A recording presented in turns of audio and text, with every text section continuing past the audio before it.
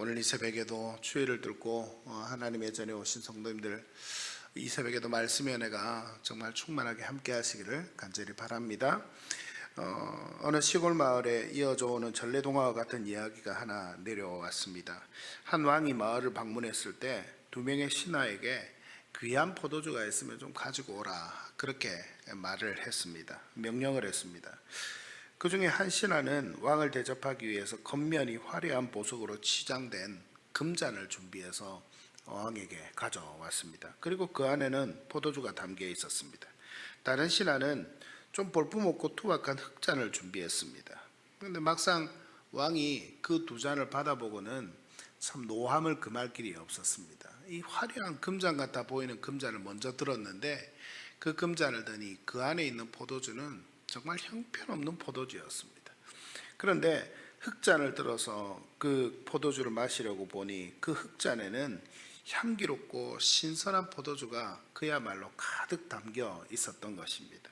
그래서 왕은 이 화려한 금잔을 가져온 신하에게 그 금잔을 내던지면서 크게 꾸짖었습니다. 그릇이 아무리 귀한들 그 내용물이 썩었다면 그것은 오물통에 불과하다, 이렇게 외치면서 그 신하를 질책했다는 내용입니다.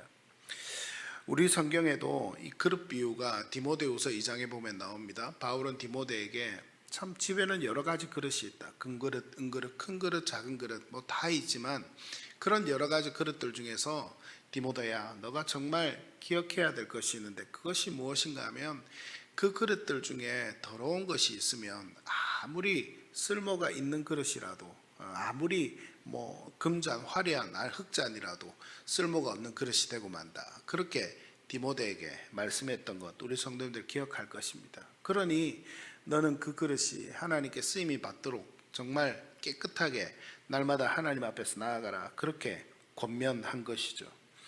오늘 본문에 등장하는 제사장들이 바로 이 썩은 포도주가 담긴 금잔과 같았다라고 볼 수 있습니다. 그들은 제사장이라는 화려한 직분의 옷을 입고 있었습니다. 그러나 그 중심은 하나님이 아닌 자신들의 유익과 타성으로 가득 차 있었던 그런 이스라엘의 제사장 모습들이 있었습니다. 오늘 우리가 읽은 말라기서는 구약의 마지막 책으로 포로귀환 이후에 영적 매너리즘에 빠진 이스라엘을 향해서, 그리고 그 이스라엘의 영적 지도자들인 정말 이 제사장들을 위해서, 제사장들을 향해서 하나님의 가슴 아픈 외침이 기록이 되어 있습니다. 오늘 말씀을 통해서 하나님께서 우리의 겉모양이 아닌 그 속에 담긴 중심을 어떻게 보고 계시는지 함께 한번 나누어 봤으면 좋겠습니다. 본문 2절 말씀을 한번 보십시오. 2절 말씀에 보면 너희가 만일 듣지 아니하며 마음에 두지 아니하며 내 이름을 영화롭게 하지 아니하면 내가 너희에게 저주를 내려 너희의 복을 저주하리라. 하나님은 이렇게 말씀하십니다. 여러분, 제사장들이니까 당시의 제사장들도 어떻게 했겠습니까? 매일 제사를 드렸습니다. 매일 제사장들은 제사를 드리는 것이 자신들의 책무였습니다. 그래서 겉으로 보기에는 그 제사장들에게는 아무런 문제가 없었습니다. 그러나 그들의 마음에는 하나님이 없었다라고 하나님은 질책합니다. 형식만 남아있는 제사, 그리고 습관적으로 매일매일 드리는 제사를 통해서 습관적으로 드리는 기도, 그것이 하나님께는 기쁨이 아니라 오히려 짐이 되었다, 하나님은 그렇게 말씀하십니다. 여러분, 오늘날 우리의 모습은 어떻습니까? 어제 말씀을 준비하면서 제 모습 가운데도 한번 돌아보았습니다. 오늘날 우리도 매일 이 시간에 새벽에 나오시는 분들은 어쩌면 매일 하루도 빠짐이 없이 새벽에 기도하러 나오고 하나님의 전에 나오시는 분들이 아닐까 생각을 했습니다. 근데 저 자신도 마찬가지입니다. 목사이기에 하나님의 은혜를 사모하며 매일 새벽에 나와야 함에도 불구하고 그렇지 못한 모습들이 종종 있구나 하는 것을 말씀을 준비하는 가운데서 제 모습을 보게 되었습니다.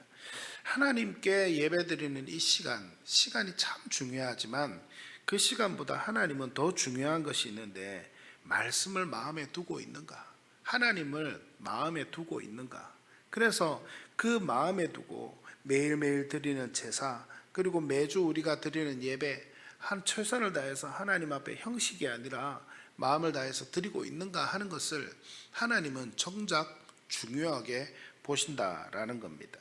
그래서 하나님은 이렇게 말씀했습니다. 마음이 떠난 예배는, 마음이 떠난 제사는, 오늘날의 마음이 떠난 예배는 저주가 된다. 오히려 이렇게 하나님은 말씀하고 계시는 겁니다.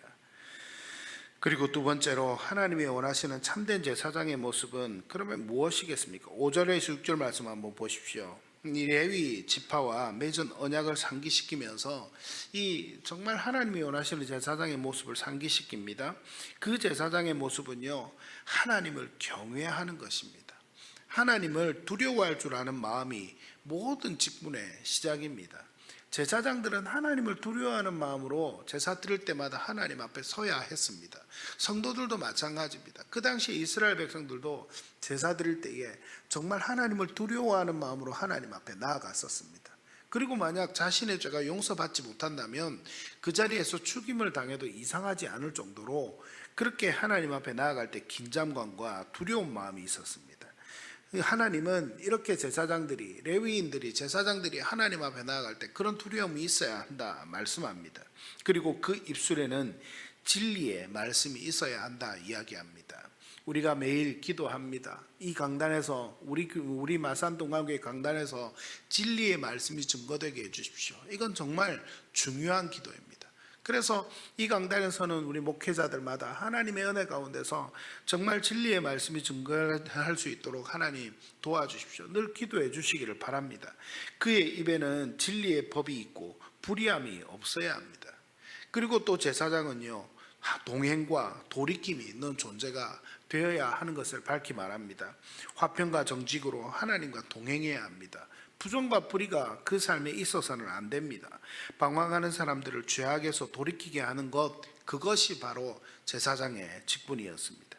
제사장은 단순히 성전 안에서 제사만 지내는 사람이 아니었습니다. 단순히 자신이 맡은 직분대로 그 직분만 그냥 일만 감당하는 사람이 아니었습니다. 세상 속에서 하나님의 말씀을 삶으로 증명해내는 사람입니다. 7절 말씀에 보면 제사장을 만군의 여호와의 사자, 즉 하나님의 대사라고 이야기합니다. 오늘날 직분을 받은 우리 모두가 하나님 앞에 이 마음이 있어야 합니다. 우리는 여호와의 사자요 하나님의 대사라는 겁니다.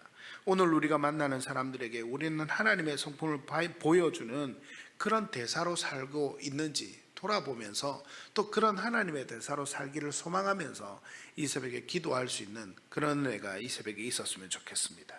마지막으로 9절에서 제사장들이 무너진 결정적인 이유가 나옵니다. 9절 말씀 보십시오. 너희가 내 길을 지키지 아니하고 율법을 행할 때에 사람에게 치우치게 하였으므로, 이렇게 말합니다. 즉 그들은 하나님의 공의보다, 하나님을 두려워하는 것보다 무엇을 더 두려워했다고요? 사람을 두려워했다. 그래서 그 당시에도 이 사람들 중에 부자가 있으면 부자의 눈치를 보고 권력자의 입맛에 맞게 말씀을 변개해서 전하는 그런 제사장들의 모습이 그 당시에도 있었다라는 것을 보여주고 있는데, 진리를 전해야 할 입술이 사람의 비위를 맞추는 그런 도구가 되었다라는 겁니다.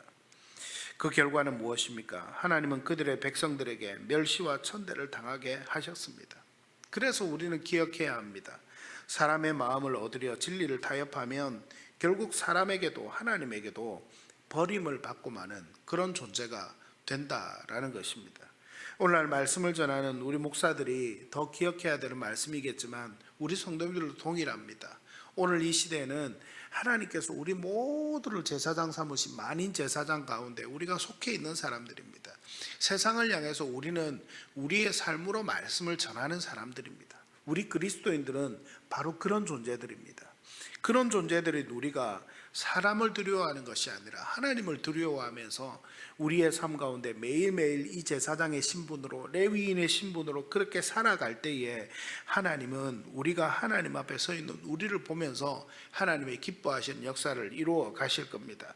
오직 하나님 앞에 단독자로 서서 코람데오 하나님 앞에서 그 신앙을 지킬 때에 하나님은 우리의 권위와 우리의 존귀함을 지켜주실 것입니다. 믿으시기를 바랍니다. 사랑하는 성도 여러분, 말씀했습니다. 베드로전서 2장 9절은 우리를 향해서 이렇게 말씀합니다. 너희는 택하신 족속이요 왕 같은 뭐라고요? 제사장이라. 너희는 택하신 족속이요 왕 같은 제사장이라. 하나님은 우리에게 이렇게 말씀합니다. 오늘 말라기의 경고는 목회자를 위한 경고일 뿐만 아니라 오늘 우리 모두에게, 우리 왕 같은 제사장 같은 오늘 신약 시대를 살아가는 우리 성도들 모두에게 주시는 말씀임을 기억하십시오. 오늘 하루 우리의 얼굴에 세상의 욕심이나 위선이라는 그런 오물이 묻지 않기를 간절히 소망합니다. 그래서 정말 우리의 입술에는 하나님의 진리가, 우리의 발걸음에는 하나님과의 동행함이 있게 되는 그런 은혜가 있었으면 좋겠습니다. 사람의 눈치를 보는 인생이 되지 마십시오. 하나님의 기쁨이 되는 인생이 되십시오. 하나님은 우리를 통해 세상을 치유하고 많은 일을 주님께로 돌이키는 그 사명을 감당케 하는 존재로 세워주셨습니다. 우리를 통해 하나님은 이 일을 끝까지 이루어 가실 겁니다. 2025년도가 이제 며칠 남지 않았습니다.